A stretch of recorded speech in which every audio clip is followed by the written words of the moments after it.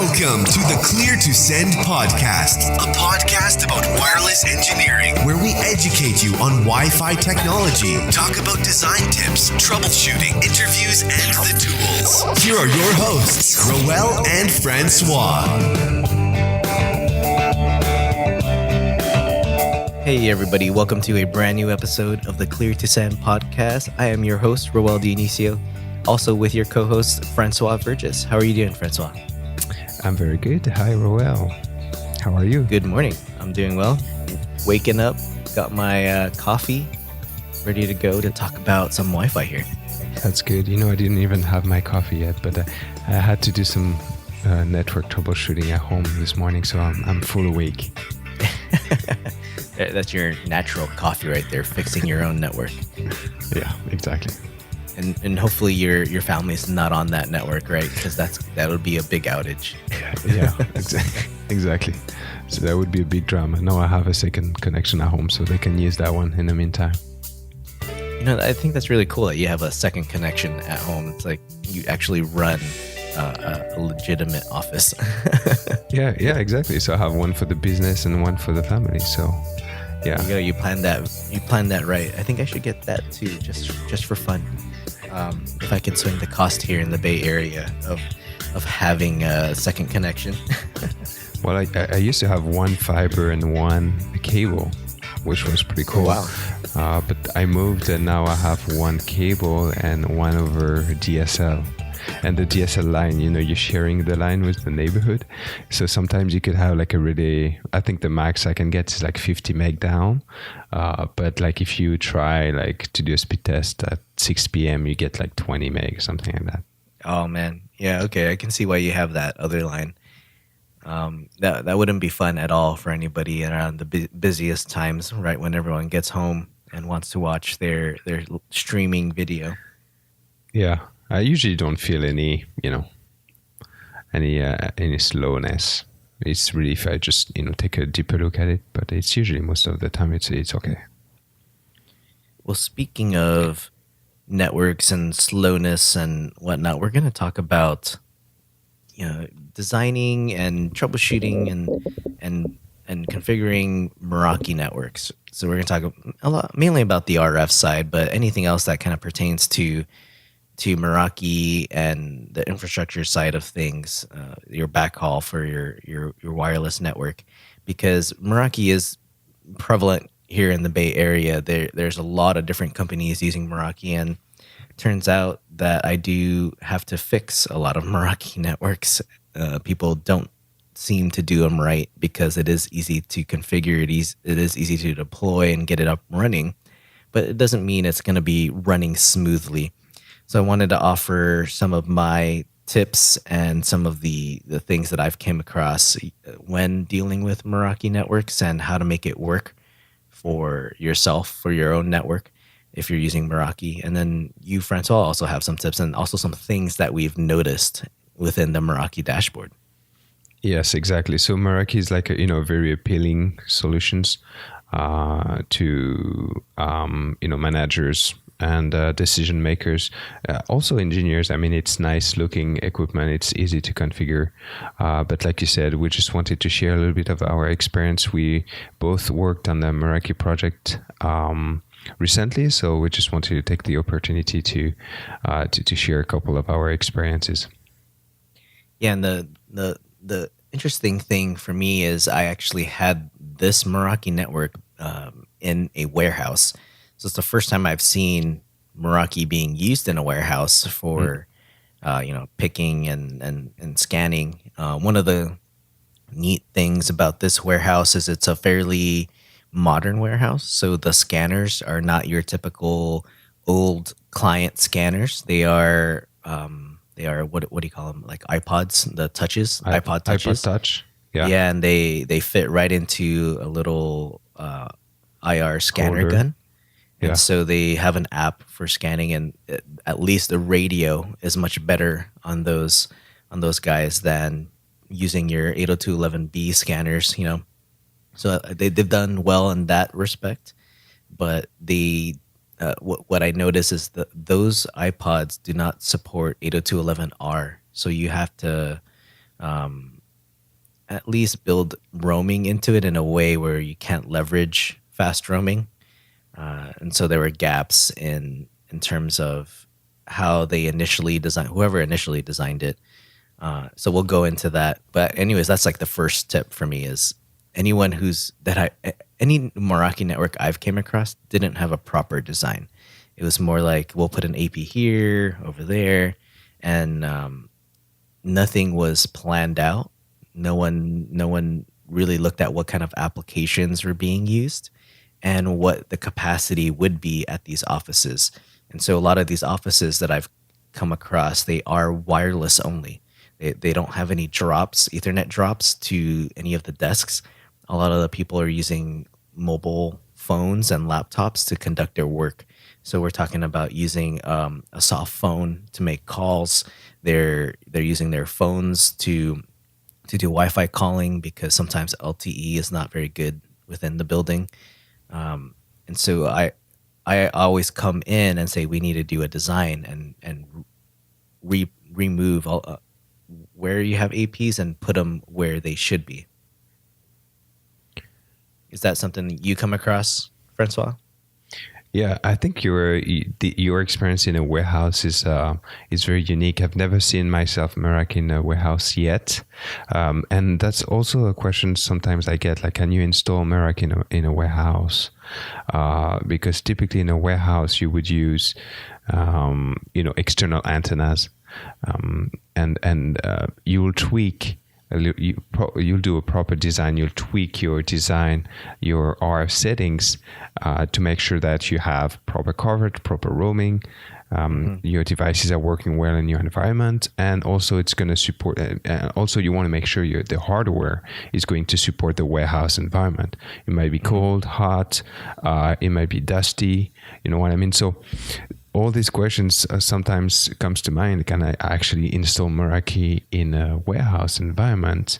And actually, if you look at the product line they have now, they actually have outdoor APs or more rugged APs until you could connect external antennas, and they have a pretty wide variety of external antenna you could use. So I guess that the answer would be yes. You did it anyway, so the answer is yes. We'll talk about some of the limitations we have with Meraki, but in terms of the product they have, the hardware, I think they have the product you would install in a warehouse.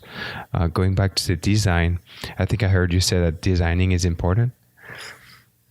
Yeah, just a little bit, Yeah, just a little bit. Yeah, designing is definitely important. And for those small environments, I guess that's not, sometimes, most of the time, I would say they outsource their Wi-Fi installation to an general IT company that comes and do everything. Mm-hmm. And for small common offices, they don't really know the Wi-Fi settings. For them, it's just a matter of setting up the network, the SSID, making sure the end user has a password, and then they don't really go in deeper details in the Meraki dashboard, looking at the RF settings, looking at the more advanced features, and looking at the metrics, Wi-Fi metrics, channel utilization.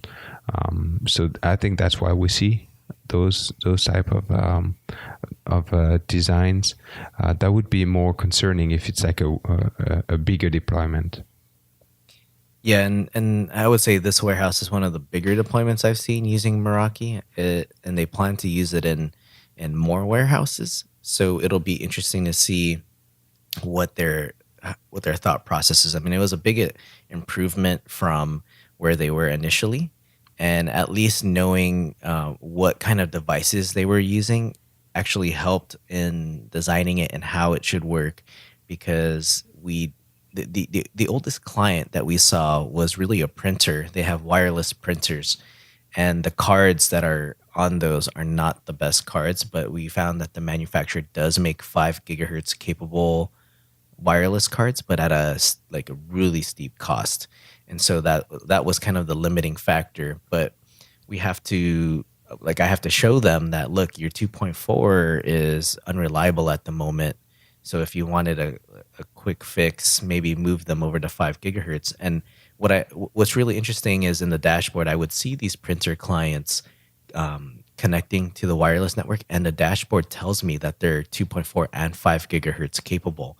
But when you actually look into the details of the wireless card on that printer, there is no 5 gigahertz capability on that card. So I thought that was really interesting, and I'm not sure how Meraki thinks that the wireless card on the printers were 5 gig capable. Either maybe at one point it had a card that was 5 gig capable. I don't know. There was some history there that I couldn't quite figure out, and I thought it kind of led me down a path that a rabbit hole, basically thinking that I can get these printers on 5 gigahertz, but that just wasn't true. So that's where like knowing your devices, right? So you have your design, but when you design, you have to know what kind of devices you're going to have on your network, because that's going to play a big role. And part of that too is I've seen people ratchet the minimum data rate on the radios, not knowing that that changes how devices can connect to your APs. And so if you have these 802.11b clients and you're disabling the low data rates, that's going to be a problem on your network. So going back to the design phase, Rowell, when you designed for your warehouse, how did you choose the APs and the external antennas you ended up using? How did this decision process work for you? It's an interesting warehouse because it's a combination of racks that go up towards the ceiling, like really close up to the ceiling, and then you got these refrigerators that you need to have wireless in as well for the scanning guns. What's interesting is when you're in the warehouse, you got to know, okay, if the racks are gonna go at a certain height, are you gonna use something like all thread to bring down the AP, or are you gonna keep the AP up there on the beams and use directional antennas? And there was one AP that we came across where it was on an all thread, and it looked like they had put the AP before the racks. And so what happened was they built a rack, and the AP just happened to be in the middle of the top rack. So whoever was building the rack just didn't build that top section around the AP. And so the AP was sitting in there with all the inventory, and it was using an omnidirectional antenna. So it kind of helped that it was omnidirectional, and but it was being obstructed by boxes and whatnot. And so when looking at that, I have to look at, okay, how high do these lifts go, the forklifts, when they get the equipment? Is it going to hit the AP or not? And so we decided to go with the MR42Es in this environment and use I used the down tilt omnidirectional antenna from Meraki in that use case, and that one turned out pretty good. In that scenario, they had a big improvement where the racks were. I think this was about 30 feet. Now, would I change this in the future, given that I did a validation survey? I would probably go with the length of the rack, how long that path was. I'd probably go with 2 directional antennas in the future. And then in the freezers, they had the MR84s initially inside of the freezer, but there was ice that was collecting on them, and their coldest freezer is down into the negatives. And so what we did, instead of putting the APs in the freezer, we put them on the outside and just put an antenna in the inside. And we used one of the antennas from Ventev that sits in the inside of the freezer. But one of the things I noticed, because these connected to MR84s, and also when you put the AP on the outside, you don't need MR84s anymore. Probably could have just used the MR42E, because it's not going to, you don't need the ruggedized AP if it's just sitting on the outside of the freezer. It won't be in the elements of being covered in ice and whatnot. But in the dashboard, when using a third-party antenna, there's a little selection drop down as to which antenna you're using for that AP, and the only selection options are for the Meraki antennas.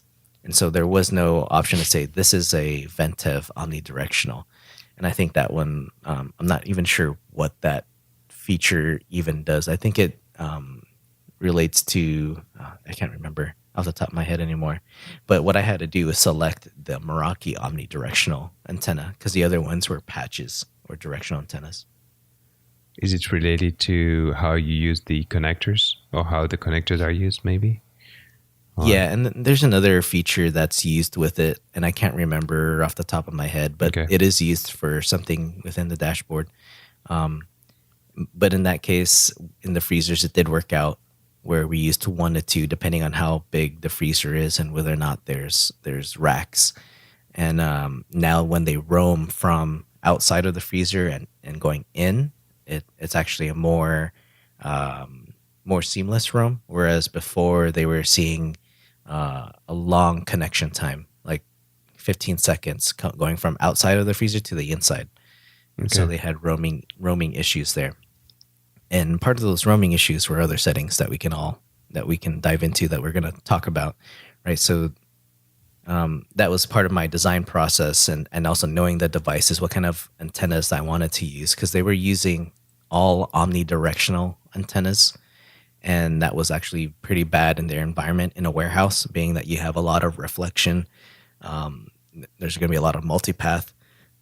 There's going to be a lot of co-channel, because if your power is too high, even if the power is low, the APs can really hear each other because of the open space, except for when they go into a freezer, because the freezers were actually lined with like a little metal, a thin metal sheet.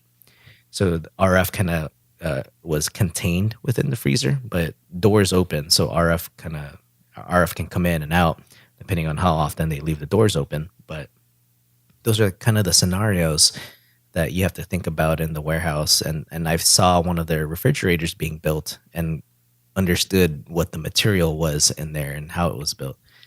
And so it was kind of interesting seeing how I had to design it, especially around the time frame that I was given, and the knowing that things were moving quickly and they were making changes to the environment.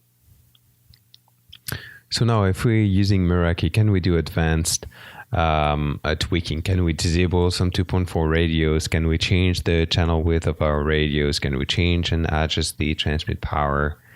Do you want to talk about that a little bit? So one of the things with Meraki is you got to turn off 2.4 radios. I wish the RRM algorithm was a little bit smarter in knowing that to turn it off. But I think if you think about the history of Meraki, mesh was kind of their big thing, right? Or it still is. I don't know if a lot of people still use the mesh feature. So the radios need to be on just in case you need to mesh. And in my case, there was no need for mesh because we had wiring everywhere to where we needed APs. So I went in and disabled about half of the radios because the 2.4 spectrum was sitting at about, for every channel, it was sitting at around 50 to 60 or even higher percent, 60% channel utilization everywhere. And initially they thought it was some sort of interference coming from the train. There was a train that passes by behind the building, but I mean, the train's not always there. So to see spectrum so high all the time, I knew that it wasn't a train, and it looked like 802.11 traffic as well. So looking at the radios, I just knew right off the bat there were too many 2.4 radios on in a warehouse using omnidirectional antennas. So one of the first things I did was disable about half of the radios, and that dropped, the channel utilization dropped from about over 60% to down to like 20 to 30%.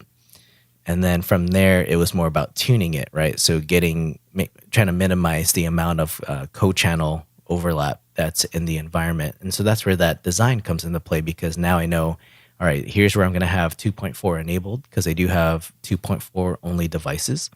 And this is where I'm going to disable it.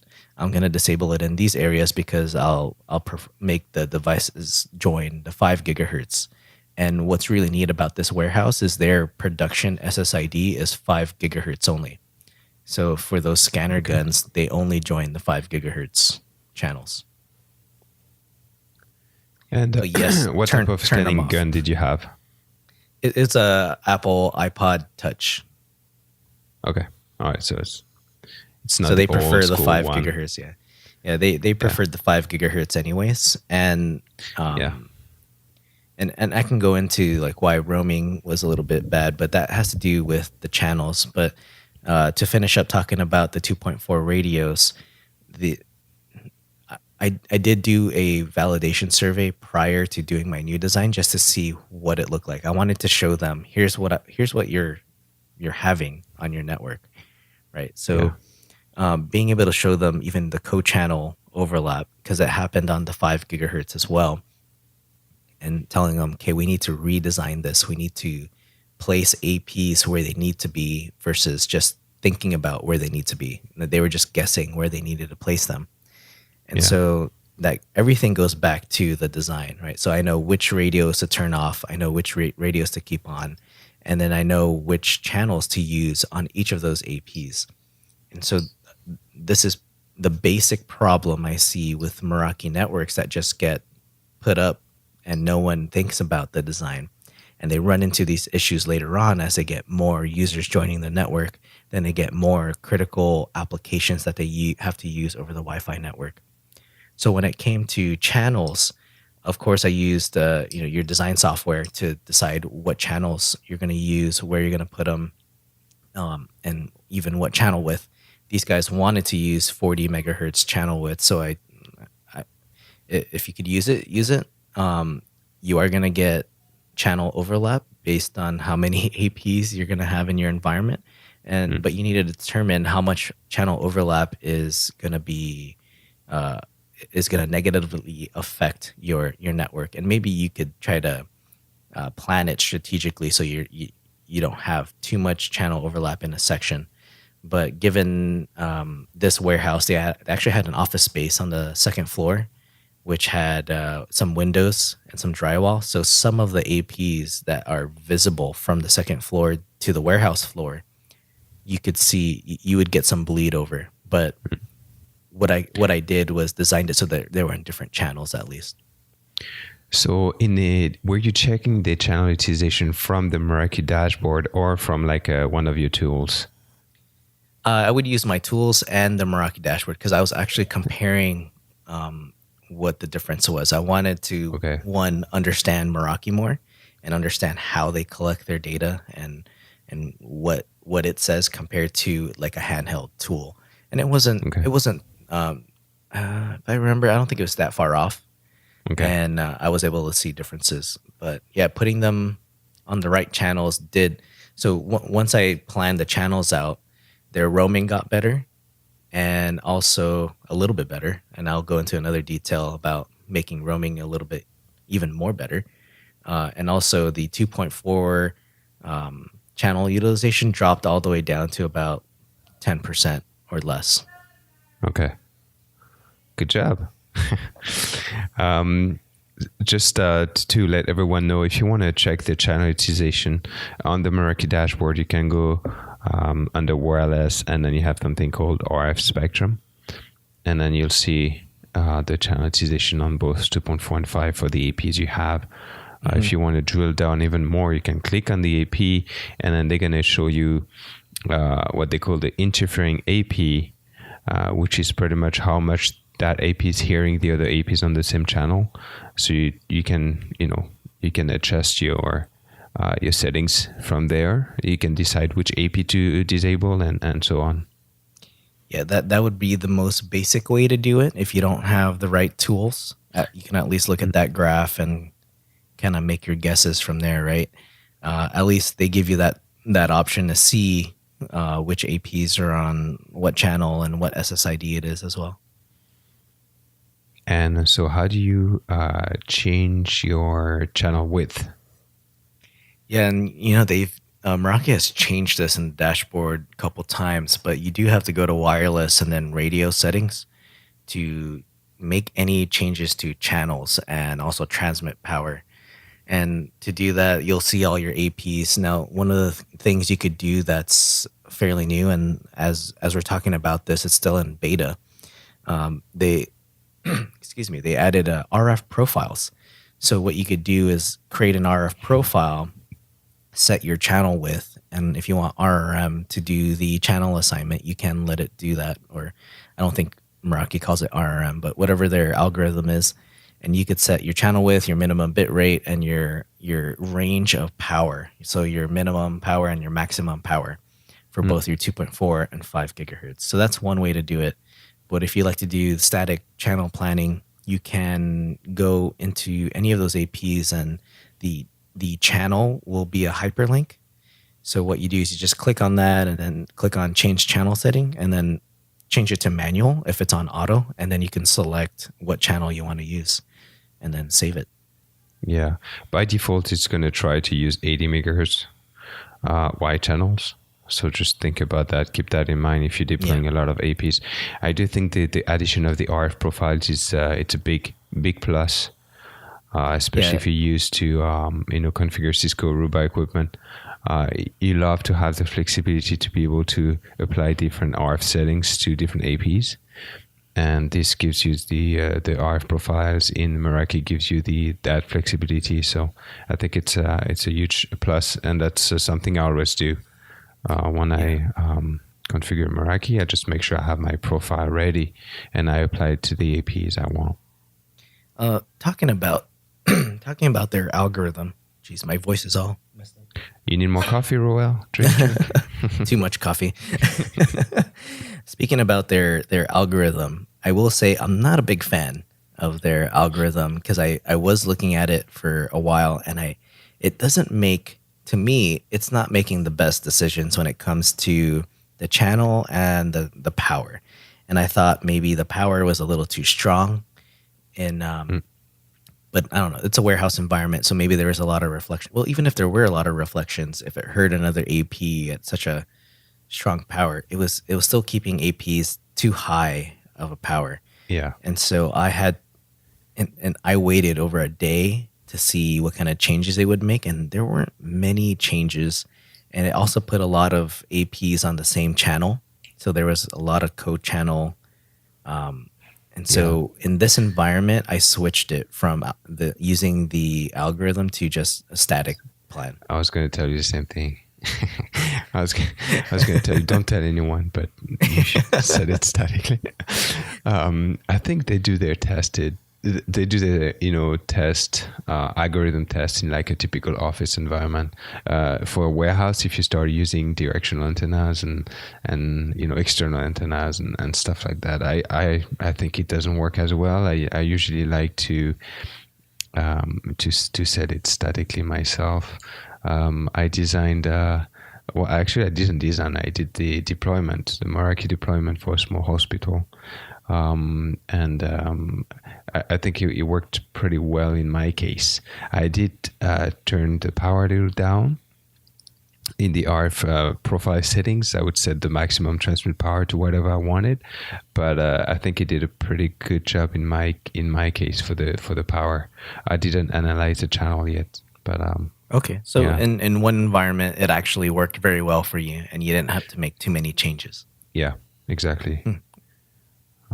Okay. So I think it's hard to have like an algorithm that's going to work everywhere, right? In any environment. Yeah, there isn't any one algorithm on any vendor that's perfect. And what I'd like to tell people too is it doesn't have to be an all or nothing. You can put some APs on the algorithm, or auto RF, whatever Meraki calls it, and then you could also statically assign some. So if you want to do like a hybrid, you can in areas where you think it needs to be statically set, and then let the algorithm take over for the rest of the APs.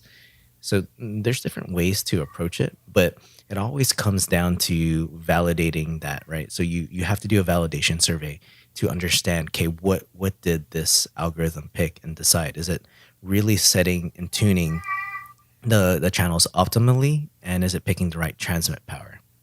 And that's another thing for me too, is I think the transmit power is just way too high, and a lot of people set them way too high.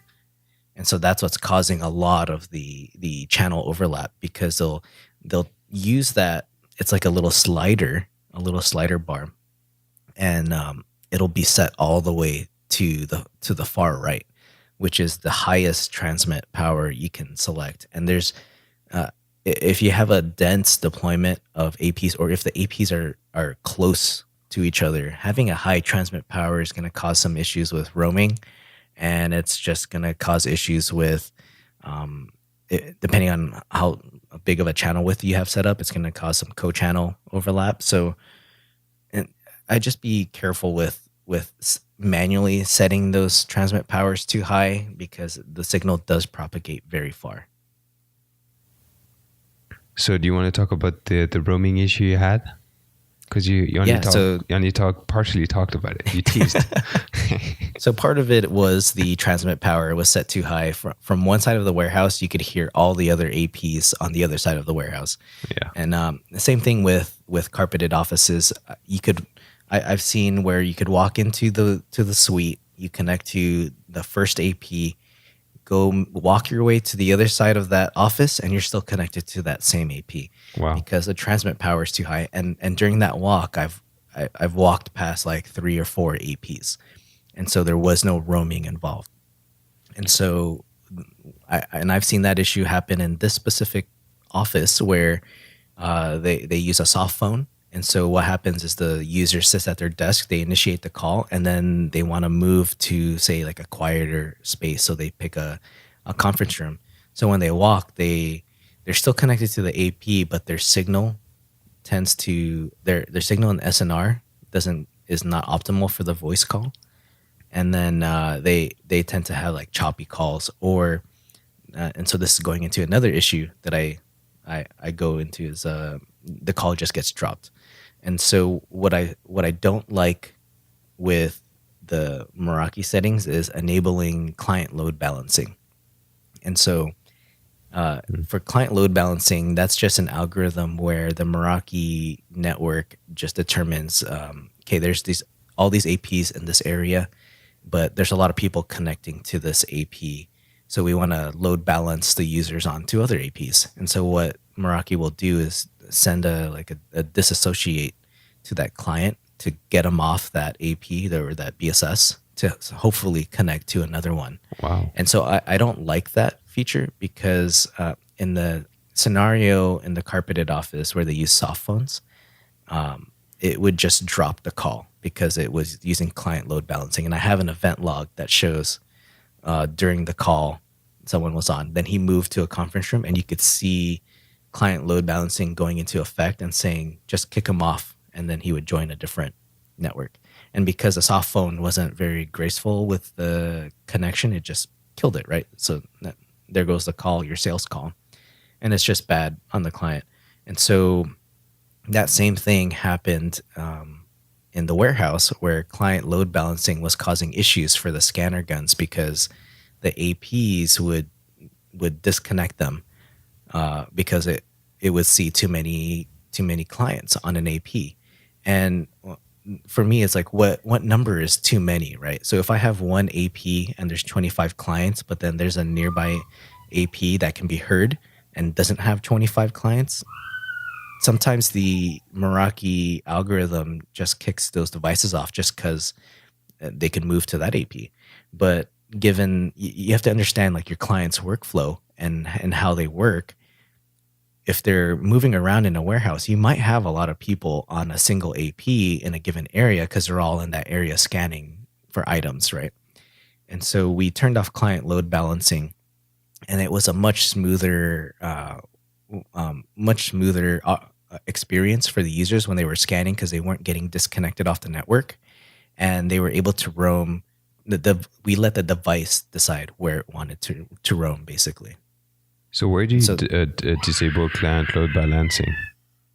Yeah, so client load balancing, that is going to be under, where is that? I think access control. So you go to wireless and then access control. You select your SSID, and I think it's in there. I have to look now.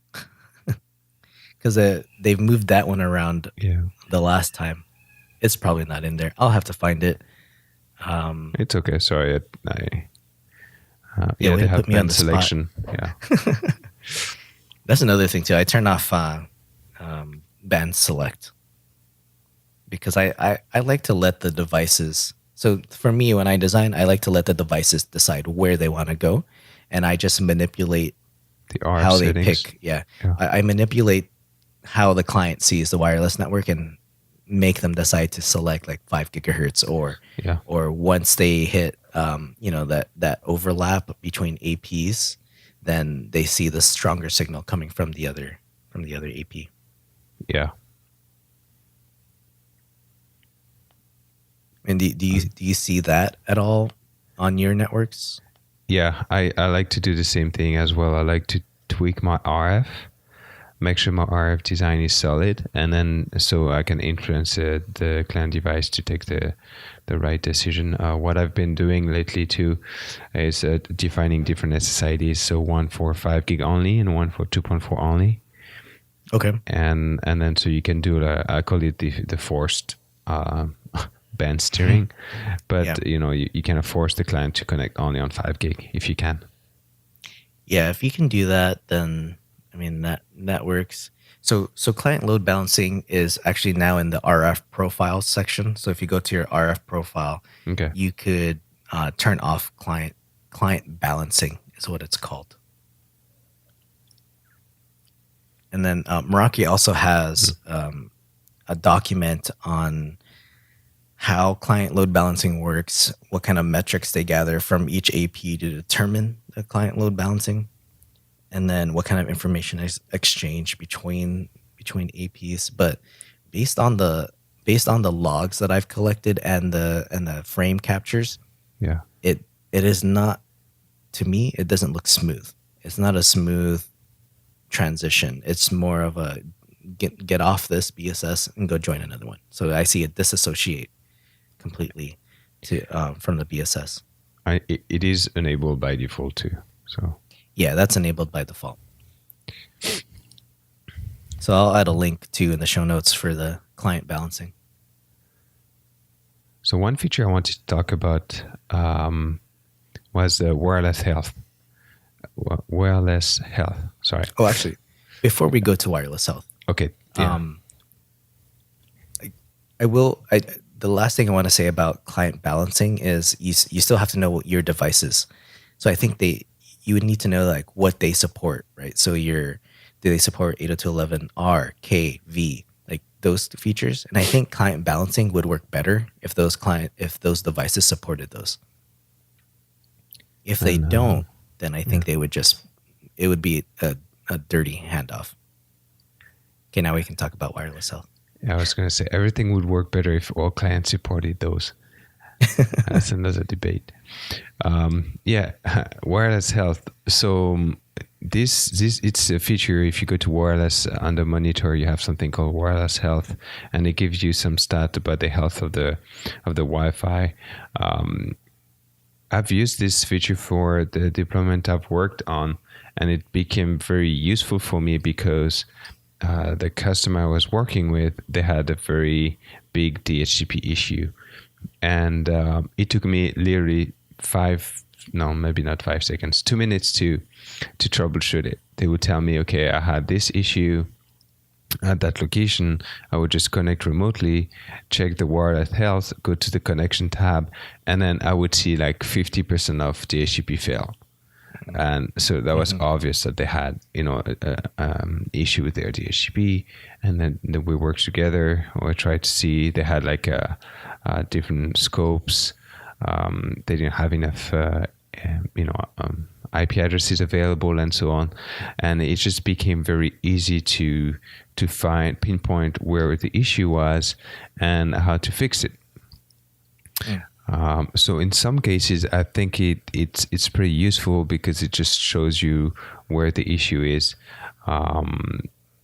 Before you get it to the DHCP, you have the actual Wi-Fi association and the authentication, if you have authentication onto the Wi-Fi. If you have issues with these, if you have real Wi-Fi issues, it's not going to provide a lot more details. It's just going to tell you, you succeeded 80% of your associations, but it's not going to tell you. It's not going to tell you exactly why you failed. So if you want to drill deeper, you're going to have to, go back to the more traditional way of doing troubleshoot. Maybe do a packet capture and so on. Yeah, you're still going to have to know how wireless works, right? It's a general overview of the health of your wireless network. Now, I don't know. I have mixed feelings about wireless health. It does give you a little bit more insight, like in the scenario of DHCP failures, DNS, authentication failures, but I think it needs more detailed information to these. So when you're looking at it, and I mean, this episode is going to be aired in October 2018, so this may change in the future because it's still in beta. Wireless health was, I think, released in May of 2018, so we haven't seen any. Well, I haven't seen any changes since. But when I look at this, I just don't see what you're supposed to do, right? So if I see a fail to associate and you click on that, it's going to tell you the client device that failed association. So at that point, what do you do, right? So it's not very, like, it tells you that there's a problem, but I don't think the average person's going to know, all right, I have an association failure with these devices. What am I supposed to do with that? They might not know that they actually have to go troubleshoot that client there on site, or maybe it's got, I don't know, maybe it has to do with roaming. I don't know, because they probably tried to associate to an AP, but maybe they were walking through and that association failed because they had already walked too far, right? Past the AP. So it's kind of I don't know.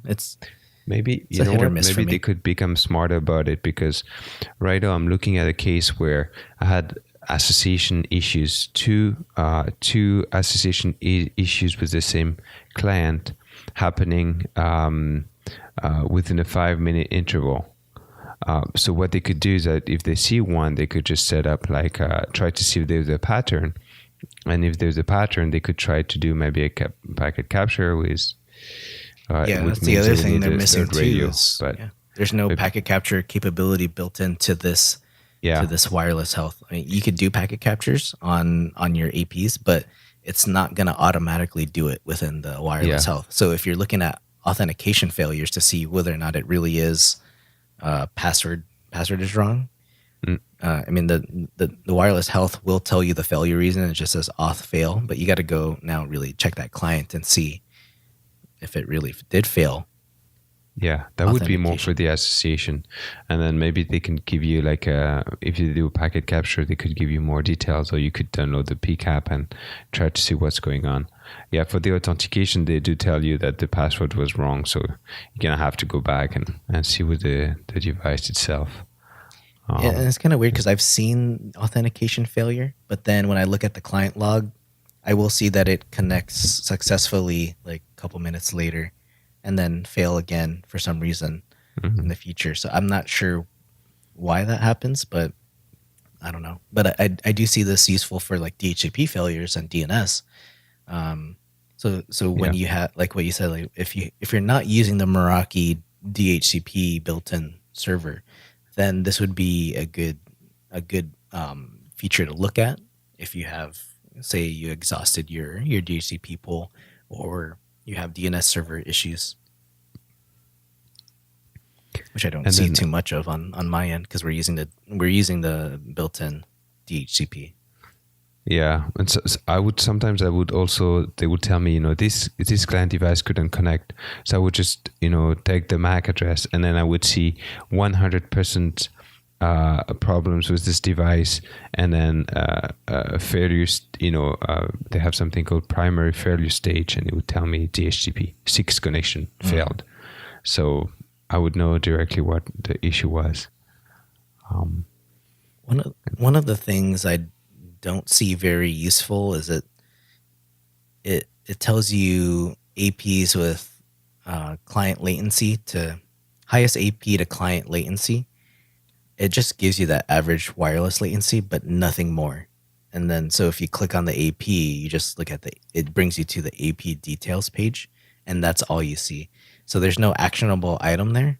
You'd have to look into why there's some latency there and maybe go into the packet latency option. But then,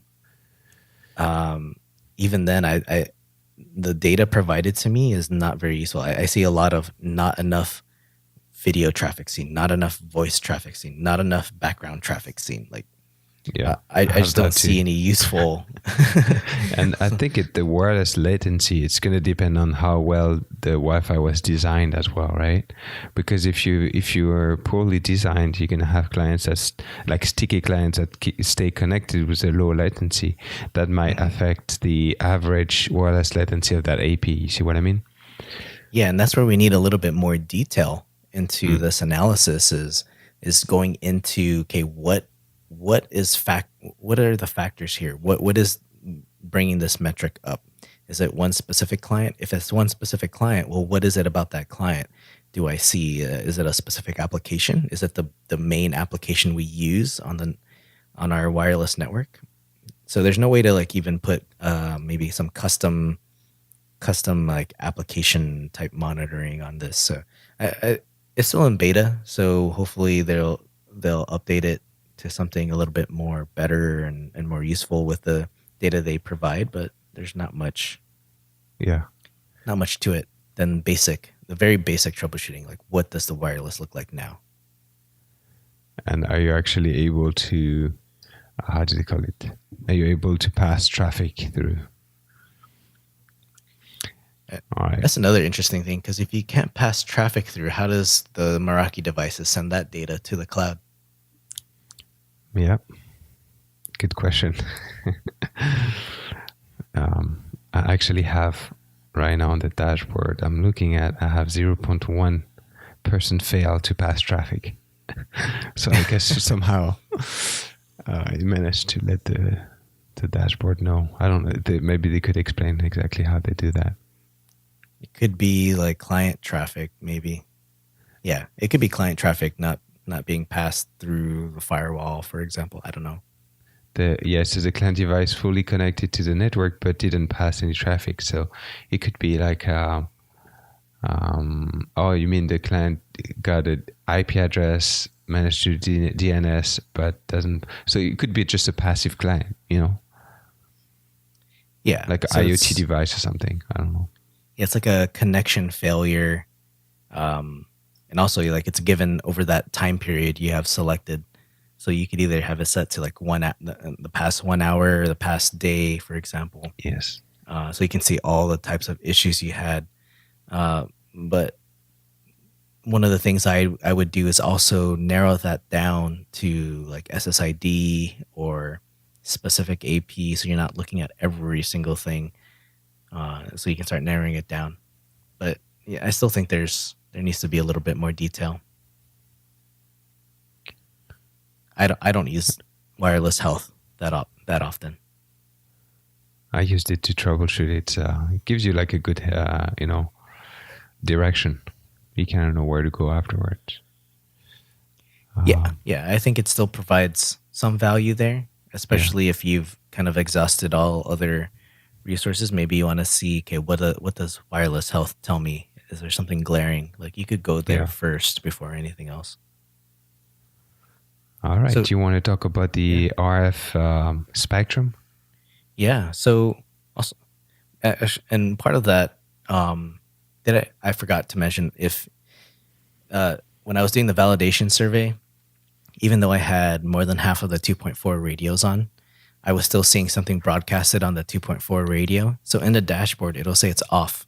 The 2.4 radio is off, but I was seeing something on 2.4 on every single AP, and like it turns out, there was a hidden network, two of them, and it turns out that is the mesh network for Meraki. So if you have an AP that comes up and it doesn't have backhaul Ethernet, you can get that to work through mesh, and so that feature can be disabled within the dashboard, but you got to open a ticket with Meraki and say, hey, let me have the capability of turning off mesh. and then you won't see those mesh networks show up anymore. But one of the things that you and I were talking about before recording was some RF weirdness that we see when you look at RF spectrum. And we noticed that you and I both see some narrow band, something narrow on 2.4 gigahertz. And it's always on the same channels. So there's something spiking on like channel 1, channel 4, channel 5, channel 9, and channel 11. And I think you and I will share some screenshots, but I think there's something interesting there. Yeah, I don't think it's related to the environment, because we had to, like, I was my environment is like a small hospital. Your environment is a warehouse. I'm in the countryside. You're in the San Francisco. So it's two different environments, and we get the exact same spike. And also when you look at our spectrum view, it's like detected 100% of the time. So you have this little spike there. So it might be, I think I've seen other people talk about it on Twitter as well. It might be related to the model of AP we're using. Maybe it's hardware, something in the hardware. I think it's something with the radio, and I don't know. I'm not an expert down to that level, but the spikes are pretty. It's telling, because we are in different environments. I could go to a different client of mine's and see, like, maybe I see it on my own AP. I'm running an MR52 at home, so the example RF spectrum I show is from the warehouse, and we see the exact same narrowband interference on the same channels. It's I don't know what it is. It looks weird. Yeah. So let us know if you see the same thing. Maybe we can, go back to Meraki with some more information, and maybe they can try to see what's up. Yeah, I think it just has to do with the hardware itself. I think maybe I don't know. Because I'm looking at my home AP right now, my MR52, and I see the same narrowband channel 1, channel 4, channel 5, channel 9, and channel 11. Do you see anything on 5 gig? On 5, I see it on channel 153 and somewhere in between channel 157 and 161. Yeah, I see that too. Hopefully it's not causing problems, but it is an interesting thing to see. One of the things we could do is validate it with a separate spectrum analyzer and see if we see it could just be internal on the hardware. This RF spectrum. Yeah. I haven't done that yet. We just started talking about this before we recorded and thought it was interesting that you and I both see the same narrowband interference there.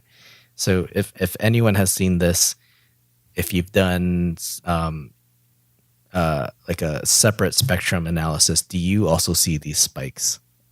I mean, I could probably check my Ekahau validation survey to see if I see that if the Sidekick picks it up. Yeah. But you were pretty far away from the APs. Well, I mean, if it's something else in the environment. Yeah, I mean, I could do it here at home. I have an AP right there, and I'll just put it next to it and see if I can get those same spikes there in the waterfall.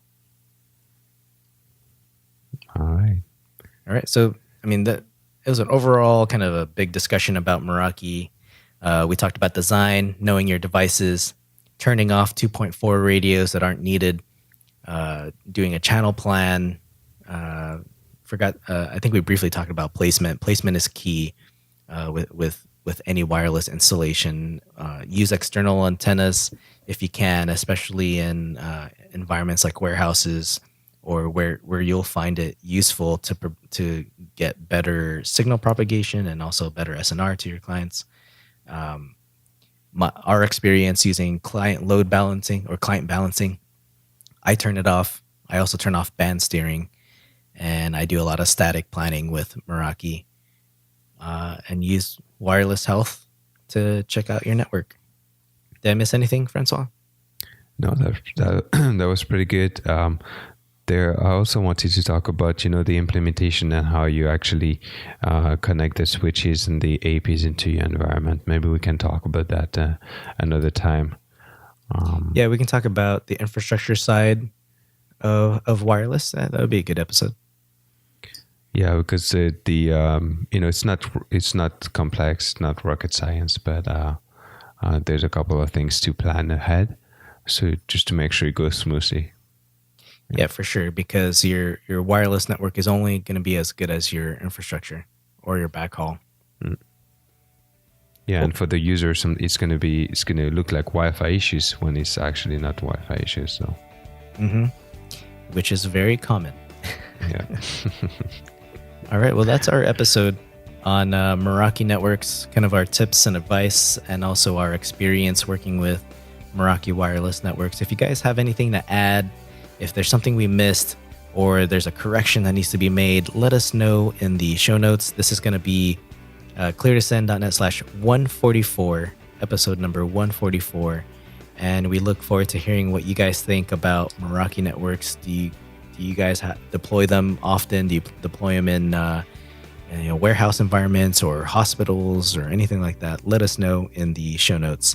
But we appreciate you guys listening to this episode. And also, if you could review us on iTunes, let us know how we're doing. Go to cleartosend.net/iTunes. We would greatly appreciate it if you gave us an honest review and let us know what you think of the show. So after that, we'll see you guys on the next episode. Thanks, guys. Thank you, guys. Bye-bye.